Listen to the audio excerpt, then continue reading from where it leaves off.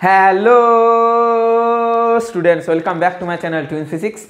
আজ আমাদের আলোচনার টপিক এমসিকিউ #3, অর্থাৎ আজকের এমসিকিউ শেষ আলোচনা করব ক্লাস 12-তে ছায়াপ্রকাশনী বইয়ের আলোক তরঙ্গ ও ব্যতিচার এই অধ্যায়টা থেকে আমরা আলোচনা করব। ঠিক আছে, তো মূলত আমরা প্রথম যে চ্যাপ্টারটা, সেই চ্যাপ্টারটাতে আমরা 12টা প্রশ্ন, মানে প্রথম #1-এ আমরা প্রথম 12টা প্রশ্ন আলোচনা করেছিলাম এবং দ্বিতীয় ভিডিওতে আমরা পরের 12টা প্রশ্ন নিয়ে আলোচনা করেছিলাম। আর আজকে তৃতীয় ভিডিও, আজকের আমরা লাস্ট 13টা প্রশ্ন নিয়ে আলোচনা করব। ঠিক আছে, অর্থাৎ 24টা হয়ে গেছে, আমরা আজকে 25 থেকে মোট 37 নম্বর প্রশ্ন নিয়ে আলোচনা করব, 13টা প্রশ্ন নিয়ে। আজকের ভিডিওতে প্রত্যেকটা প্রশ্নের অ্যাপ্রোচ সঠিকভাবে বোঝার চেষ্টা করবে এবং তার সাথে সাথে কোথায় ভুল করেছে আমাদের প্রিয় ছায়া প্রকাশনী সেই জিনিসটাও কিন্তু তুলে ধরবো। ঠিক আছে, চলো তাহলে আজকের ক্লাসটা শুরু করছি। আশা করি তোমরা সবাই ভালো আছো, সুস্থ আছো এবং তার চেয়েও বেশি ইম্পর্ট্যান্ট তোমাদের প্রিপারেশন ফর উচ্চ মাধ্যমিক 2025 খুব ভালো চলছে। কত নাম্বার? 25 নাম্বার। 25 নাম্বারে কী বলেছে? বলছে ইয়ংয়ের দ্বিরেখাচিত্র পরীক্ষায় যদি আমরা ইলেকট্রন রশ্মি ব্যবহার করতাম, কোনো আলো ইউজ না করে, লাল নীল এসব ইউজ না করে, আমরা যদি ইলেকট্রনের রশ্মি, ইলেকট্রনের রেডিয়েশন ইউজ করতাম, তাহলে যদি ইলেকট্রনের গতিবেগ বৃদ্ধি করা হতো তাহলে কি হতো? বলছে তাহলে ঝালর প্রস্থের কি হতো। দেখো, ইলেকট্রনের গতিবেগ বৃদ্ধি করে দিলে ইলেকট্রনের যে কাইনেটিক এনার্জি আছে সেটা কিন্তু বৃদ্ধি পেয়ে যেত। এবার কাইনেটিক এনার্জি মানেই হচ্ছে H ইন্টু নিউ, অর্থাৎ একটি ইলেকট্রনের মধ্যে যে কাইনেটিক এনার্জিটা স্টোর থাকে সেটাই কিন্তু H নিউ বা ওর মধ্যে শক্তি হিসাবে সঞ্চিত থাকে। এবার কাইনেটিক এনার্জি বৃদ্ধি মানে হচ্ছে তোমার নিউটা বৃদ্ধি। আবার আমরা কি জানি যে নিউ বা কম্পাঙ্ক যদি বাড়ে তাহলে কিন্তু ল্যামডাটা কমে, আর ল্যামডা যদি কমে তাহলে ঝালর প্রস্থটাও কিন্তু কমবে, কারণ ঝালর প্রস্থের সাথে ল্যামডার সম্পর্ক হচ্ছে D lambda divided by 2D। তাহলে এটার থেকে আমরা বলতে পারি যে কমবে, হ্রাস পাবে। Option number B, IIT 2005। IIT 2005 clear হলো আশা করি। 26 নম্বর প্রশ্ন বলেছে ইয়ংয়ের দ্বিরেখাচিত্র পরীক্ষায় দেখা গেল ঝালর প্রস্থের মান 0.4 মিলিমিটার। আচ্ছা, ঝালর প্রস্থের প্রথমে মান ছিল 0.4 মিলিমিটার। ওকে, এবার যদি সমগ্র ব্যবস্থাটিকে জলের মধ্যে করা হয়, জলের যে মিউটা দিয়েছে সেটা দিয়ে দিয়েছে 1.33। ওকে, সেখানে যদি আমি করি তাহলে বলছে ঝালর প্রস্থের মান কি হবে। প্রথম কথা, একটা সোজা হিসাব একটু ব্যাখ্যা করে বলি এই বিষয়টা, তারপরে আমি আসছি যে কোথায় ভুল আছে না আছে। প্রথম যে কথাটা সেটা হচ্ছে যে আমরা কি জানি যে মিউ সমান হচ্ছে C/V। হ্যাঁ স্যার, এটা তো আমরা জানি, অসুবিধা কিছু নেই আমাদের। আচ্ছা, এটা জানো তোমরা। এরপরে বলো সিটা হচ্ছে শূন্য মাধ্যমে আলোর বেগ, বেগ মানে হচ্ছে কম্পাঙ্ক গুণিত তরঙ্গ দৈর্ঘ্য। এখানেও ভি মানে হচ্ছে ওই মাধ্যমে আলোর বেগ, মানে কি জলে আলোর বেগ, জলে কম্পাঙ্ক গুণিত জলে তরঙ্গ দৈর্ঘ্য। কম্পাঙ্কগুলোকে পাল্টালাম না বিকজ অফ মাধ্যম পরিবর্তনের সাথে সাথে কম্পাঙ্কের পরিবর্তন হয় না, কম্পাঙ্ক একটা মৌলিক ধর্ম। বেশ, তাহলে মিউ হয়ে গেল শূন্য মাধ্যমে তরঙ্গ দৈর্ঘ্য ডিভাইডেড বাই জলে তরঙ্গ দৈর্ঘ্য। Is it clear to all? বোঝাতে পারলাম? শূন্য মাধ্যমে আলোর তরঙ্গ দৈর্ঘ্যটা কিন্তু কনস্ট্যান্ট থাকবে, তাহলে আমি বলতেই পারি মিউ ভ্যারিজ আস 1/λw, এটা বলতে পারি, কোনো অসুবিধা নেই। এবার এসো যে ওয়াই সমান আমরা কি জানি, ডি ল্যামডা কোথায় না ওয়াটারে, ওয়াইটা কোথায় না ওয়াটারে, ডিভাইডেড বাই হচ্ছে 2 ইন্টু ডিস্টেন্স বিটুইন 2 ছিদ্র। ওকে স্যার, ডান। এবার ল্যামডার সাথে কিন্তু মিউ ব্যস্তানুপাতি, তাহলে ল্যামডার সাথে যদি মিউ ব্যস্তানুপাতি হয় তাহলে এটা কি হবে, আমরা বলতে পারি y water proportional with lambda water. আবার lambda water is proportional with 1/μ। Okay sir, কোনো অসুবিধা নেই। তাহলে আমরা দেখতে পাচ্ছি যে ওয়াই মানে ঝালর প্রস্থটা তোমার ইয়ের সাথে, প্রতি সরাঙ্কের সাথে ব্যস্তানুপাতি। ক্লিয়ার হয়েছে? কোনো সমস্যা নেই, এটা হচ্ছে বিষয়। এবার যদি আমি ঝালর প্রস্থ নিই বায়ুতে ডিভাইডেড বাই ঝালর প্রস্থ নিই জলে, মানে ওয়াই বায়ু ডিভাইডেড বাই ওয়াই জল, সেটা কি হয়ে যাবে? সেটা হয়ে যাবে মিউটা তো উল্টা, তাহলে জলটা উপরে, তাহলে মিউ অফ জল ডিভাইডেড বাই মিউ অফ বায়ু। কথাটা ক্লিয়ার হলো? কোনো অসুবিধা নেই। মিউ অফ জলকে মিউ ধরছি আমি, যেটা এখানে 1.33 দিয়েছে, পরে মান বসাচ্ছি, আর মিউ অফ বায়ু তো আমাদের 1। তাহলে আমি যদি জলের ঝালর প্রস্থ নির্ণয় করতে চাই তাহলে সেটা হয়ে যাবে এটা এখানে ওয়াই বায়ু মানে বায়ুতে ঝালর প্রস্থ ডিভাইডেড বাই মিউ। এটা বোঝাতে পারলাম? অর্থাৎ মিউ যেহেতু গ্রেটার দেন 1 হয় সর্বদা, জলে ঝালর প্রস্থের মান কমে যাবে বায়ুর চেয়ে। ভালো করে শোনো কথাটা, জলে ঝালর প্রস্থের মান বায়ুতে ঝালর প্রস্থের মানের চেয়ে কমে যাবে। বোঝাতে পারলাম? দেখো প্রশ্নে দেওয়া আছে আমাদের, ভালো করে বুঝবে, বায়ুতে ঝালর প্রস্থ দেখো দিয়ে দিয়েছে 26 নাম্বার, 0.44, ওকে 0.4 না 4 অনলি, এত মিলিমিটার, ডিভাইডেড বাই আমরা মিউটা নিয়ে নেবো, জলের মিউ 1.33, এটা যদি আমি ভাগ করি তাহলে আমাদের মান যেটা আসছে সেটা হচ্ছে 0.3-র কাছাকাছি। এটাকে যদি ভাগ করো 0.3 মিলিমিটার বা 0.30 মিলিমিটার, এটা ভাগ করলে এই মানটা আসছে। কিন্তু উত্তর দিয়েছে এখানে অপশন নাম্বার ডি, কিন্তু উত্তর দিয়েছে, অর্থাৎ 0.4-এর সাথে এরা মিউটাকে 1.33টাকে গুণ করে দিয়েছে। কি বললাম কথাটা? গুণ করে দিয়েছে, অর্থাৎ ঝালর প্রস্থের মান জলে এরা বাড়িয়ে দিয়েছে। আমি দুটো এখানে প্রুফ তুলব। প্রথম কথা হচ্ছে একটা পুরনো বই, যেটা আমি আজ থেকে কোটি কোটি বছর আগে পড়েছিলাম, এই জিনিসটাকে তুলছি। এখানে একটু ভালো করে এইটাতে একটু জুম করবে, আমি জুম করিয়ে দিচ্ছি। এখানে দেখো, জলে আলোর তরঙ্গ দৈর্ঘ্য বায়ুতে আলোর তরঙ্গ দৈর্ঘ্য অপেক্ষা কম। যেহেতু ঝালর প্রস্থ তরঙ্গ দৈর্ঘ্যের সমানুপাতি, তাই ঝালর প্রস্থ কমে যাবে, অর্থাৎ ব্যতিচার ঝালরের রেখাগুলি আরও সরু হয়ে যাবে। Is it clear to all? এটাও ছায়া প্রকাশনীরই একটা সলিউশন দেখালাম, মানে এটা হর্সের প্রশ্ন ছিল, বা তোমরা নতুন যে ছায়া প্রকাশনীর হর্সের বই সেখানেও দেখতে পাবে।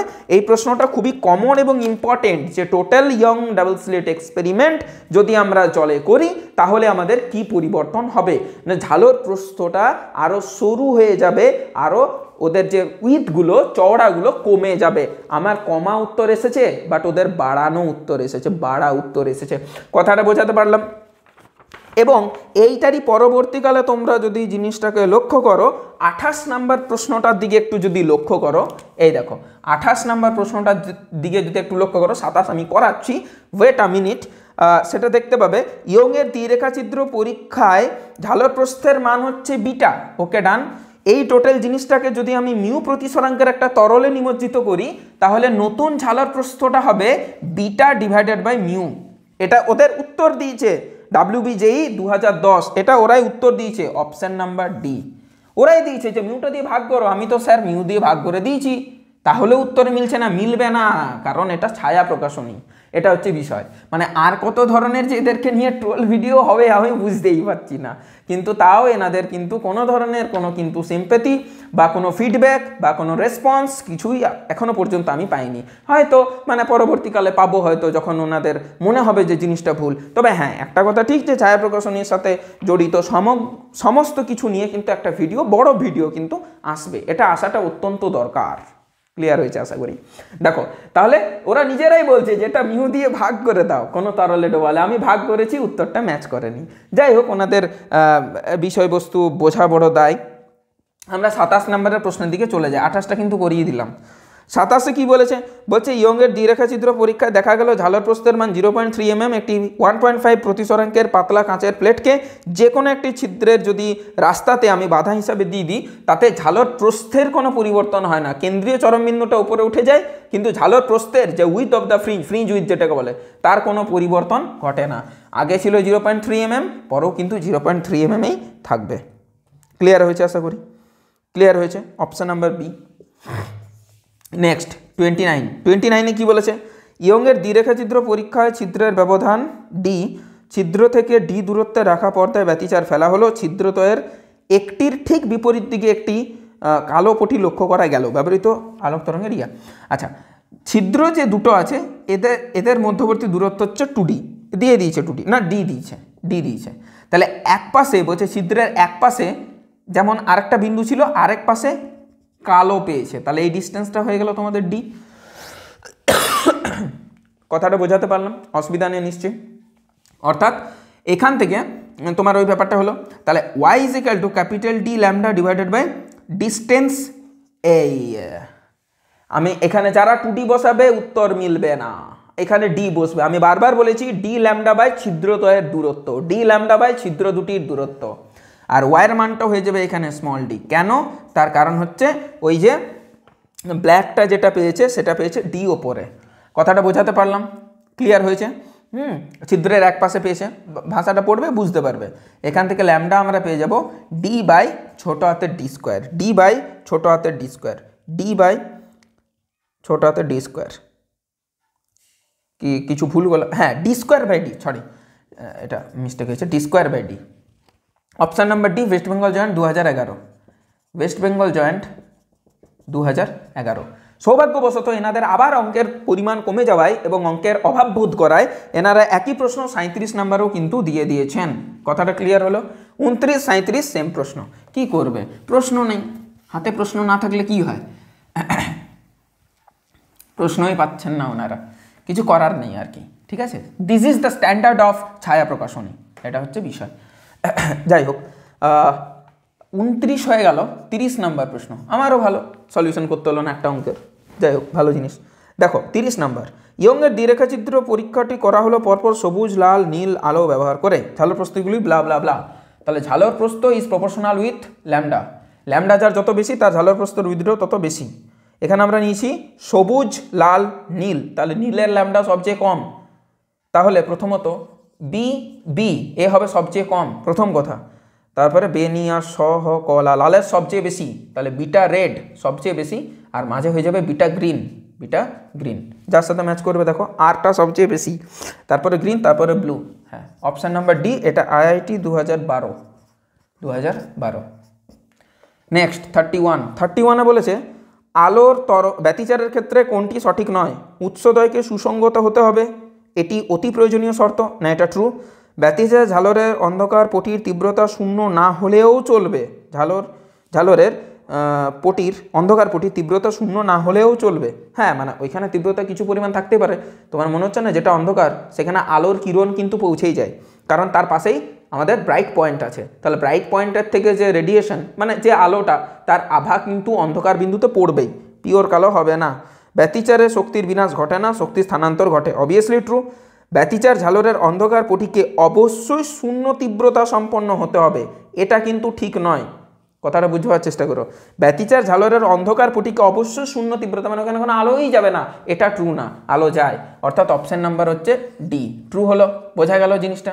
32, দুটি তরঙ্গ দ্বারা সৃষ্ট ব্যতিচারের ঝালর প্রস্থ ওয়াই যদি উৎসের কম্পাঙ্ক দ্বিগুণ করা হয়, নিউটা যদি দ্বিগুণ হয়, 2 নিউ হয়, তাহলে ল্যামডাটা হয়ে যাবে ডিভাইডেড বাই 2, মানে λ/2।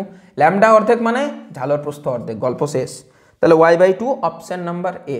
নেক্সট 33তে বলেছে ইয়ংয়ের দ্বিরেখাচিত্র পরীক্ষায় যদি XM আর XMB যথাক্রমে লাল ও নীল বর্ণের জন্য কেন্দ্রীয় পটি থেকে এমতম ঝালর প্রস্থের দূরত্বটাও তো ওইটার উপরে ডিপেন্ড করে, তাহলে অবভিয়াসলি রেডের জন্য বেশি আর ব্লুর জন্য কম। কিছুই না, কেন্দ্রীয় চরমের যে পটিটা সেটা কিন্তু ল্যামডার উপরে ডিপেন্ডেন্ট। কি হয় ওটা? মানে আমি যদি বলি যে ওয়াই কার জন্য এনতমর জন্য, তাহলে হয় ND lambda divided by 2D হলো। তাহলে এটাও ল্যামডার উপরে ডিপেন্ডেন্ট, তাহলে XMR is greater than XMB, অর্থাৎ ব্লুর চেয়ে বেশি হবে। অপশন নাম্বার এ। বোঝাতে পারলাম? 34, একটি স্বতন্ত্র আলোক উৎস থেকে S1 S2 দুটি তরঙ্গের উৎস দশা পার্থক্য 0। উৎস দুটির সাধারণ তরঙ্গ দৈর্ঘ্য ল্যামডা এবং এরা ব্যতিচার সৃষ্টি করলো। Very good. পর্দায় P বিন্দুতে ধ্বংসাত্মক ব্যতিচার যদি হয়, তাহলে তাদের নিচের কোনটি তাদের পথ পার্থক্য হতে পারে? পথ পার্থক্য হবে λ/2 এর ধ্বংসাত্মক, তাহলে অযুগ্ম গুণিতক। দেখো কোনটা λ/2 এর অযুগ্ম গুণিতক? অপশন এ, এটা λ/2 এর একটা ভগ্নাংশ আসছে, হবে না। অপশন বি λ/2 এর 11তম গুণিতক, তাহলে এটা অড মাল্টিপল অফ λ/2, তাহলে অপশন বি আমাদের কারেক্ট হয়ে গেল। সিডি দেখবে 9। 35 নাম্বার বলেছে দ্বিরেখাচিত্র পরীক্ষায় λ1 তরঙ্গ দৈর্ঘ্যের আলোকরশ্মির জন্য সপ্তম উজ্জ্বল বিন্দুটি কেন্দ্রীয় উজ্জ্বল বিন্দু থেকে D1 দূরত্বে অবস্থিত এবং λ2 তরঙ্গ দৈর্ঘ্যের আলোকরশ্মির জন্য একই সংখ্যার উজ্জ্বল পটির দূরত্ব, একই সংখ্যার মানে সপ্তমেরই উজ্জ্বল পটির দূরত্ব হচ্ছে D2। ডিফারেন্ট ওয়েভলেন্থ আমি ইউজ করেছি। D1/D2 মান কত? আচ্ছা সপ্তম তাহলে আমরা যদি বলি এখানটাতে কি হবে, এটা হচ্ছে বিষয়, তাই তো? তাহলে এখানে আমরা বলতে পারি যে λ/2D যেটা আছে তার এটা nতম মানে 7, ঠিক আছে? তাহলে 7 দুগুণে 14 - 1, সরি মিস্টেক হচ্ছে কোথাও একটা, এটা হবে 2n - 1, মানে nটা হচ্ছে 7, তাহলে 7 দুগুণে 14 - 1 মানে হচ্ছে 13 λ/2 আর তার সাথে ক্যাপিটাল D, এটা হচ্ছে বিষয়। তাহলে দুটো, এটা একটা ল্যামডা, এটা λ1 এর জন্য ব্রাইট। ডিস্টেন্সটা কত দিয়েছে বাবা? ডিস্টেন্সটা দিয়েছে D1, এটা হচ্ছে আমাদের D1। আর D2 যেটা হবে কিছুই না, ওই 13ই হবে, ক্যাপিটাল D হবে, জাস্ট ল্যামডা 2 হবে বাই 2D। তাহলে D1 বাই D2 করলে D1 বাই D2 যদি করি সেটা ল্যামডা 1 বাই ল্যামডা 2ই থাকবে, বাকি প্রত্যেকটা জিনিস কিন্তু সেম। কথাটা বোঝাতে পারলাম? হয়ে গেল। তাহলে ল্যামডা 1 বাই ল্যামডা 2, এটা হয়ে গেল আমাদের কত? অপশান নাম্বার এ এর ক্ষেত্রে এটা ম্যাচ করে গেল। ক্লিয়ার হয়েছে? শর্টেড। 36 নাম্বার ইয়ংয়ের দ্বিরেখাচিত্র পরীক্ষায়, এটাও কমন, এটাও কমন। এটা কার সাথে করলাম? যে এই যে করলাম একটু আগে, এটা এই যে এটা এটা এটা ওয়েস্ট বেঙ্গল জয়েন্ট 2011-তে 29-এরটা, 29-এরটা আর 36-এরটা সেম। আমাকে আর বোর্ড মুছতে হলো না। 29 আর 36-এরটা সেম, আর এখানে 37 আর 29-এরটা সেম। না না না, মিস্টেক হচ্ছে কোথাও একটা। 37-এরটা না না না না, আলাদা আলাদা আলাদা আলাদা, কৌণিক ব্যবধান বলেছে। না না না, ঠিক ঠিক ঠিক, এটা আলাদা আলাদা, আমি বানিয়ে দিচ্ছি। 36-এরটা, 37 আর 29টা সেম, 36টা আমি বানাচ্ছি, অসুবিধা নেই কোনো। কৌণিক বেদ জানতে চেয়েছে, 36 কৌণিক বেদ জানতে চেয়েছে। ইয়ংয়ের দ্বিরেখাচিত্র পরীক্ষায় ছিদ্র দুটির মধ্যে ব্যবধান হচ্ছে D, 2D না, ব্যবহৃত আলো তরঙ্গদৈর্ঘ্য ল্যামডা। তাহলে ঝালরের কৌণিক বেদ কত? কৌণিক বেদটা এখানে এইভাবে এখানে যদি ফার্স্ট ঝালর পাচ্ছ যে ব্রাইট টু ব্রাইট এই ডিস্টেন্সটা, তাহলে এর কৌণিক বেদটা কত, এটা হচ্ছে বিষয়। তাহলে এর কৌণিক বেদটা যেটা হবে সেটা হবে তোমার xn, থিটাটা হবে ট্যান থিটার সমান অলমোস্ট, যেহেতু থিটাটা অনেক কম, ট্যান থিটাটা হবে লম্ব, লম্বটা হচ্ছে xn ডিভাইডেড বাই দূরত্বটা হচ্ছে ক্যাপিটাল D। xn মানে হচ্ছে n capital D lambda by 2D into capital D, capital D কেটে গেল, পরে থাকছে n ল্যামডা বাই 2D। এবারে nটা যদি 1 হয়ে যায়, যেহেতু nটা 1 হয়ে যাবে মানে প্রথম চরম বিন্দু বা এই টাইপের কিছু, তাহলে nটাকে আমরা 1 ধরতে পারি। ঠিক, nটাকে যদি 1 ধরি, প্রথম ব্রাইট প্রথম ডার্ক কিছু একটা, তাহলে সেই ক্ষেত্রে কৌণিক ত্রুটিটা কৌণিক বেদটা হবে ল্যামডা বাই 2 স্মল d। এটা হচ্ছে আমাদের উত্তর, lambda by 2 small d, option number D. এটা কেরালা প্রি মেডিকেল টেস্টে এসেছিল 2012-তে। তাহলে বোঝাতে পারলাম, অনেক কিছুই বলা হলো। যাই হোক, তো এইগুলো শর্টসের মাধ্যমে আবার ছোটোখাটো জিনিস দিয়ে কিছু লাভ নেই। আমি একটা বড় ভিডিও বানাবো যেখানে ওই উত্তর একই, উত্তর ভুল এবং তার সাথে সাথে প্রশ্ন একই, যাই হোক ওনাদের শর্ট পড়ছে আর কি, সেই জন্য দেখাবে নেক্সট ভিডিওতে। প্রবলেম সেট 1 আলোচনা করব। প্রবলেম সেট 1 কটা আছে একটু বলে দিই তোমাদের। প্রবলেম সেট 1 তোমাদের এখানে আছে, ভালো রকমই আছে। হ্যাঁ, প্রবলেম সেট 1 তোমাদের দিয়েছে এখানে, তোমাদের 19টা দিয়েছে, কেমন 19টা। এটা দুটো পার্টে হবে, একটাতে 10টা একটাতে 9টা, এমনি। তো পড়াশোনা করতে থাকো, ভালো থাকো, সুস্থ থাকো, টেক কেয়ার, বাই।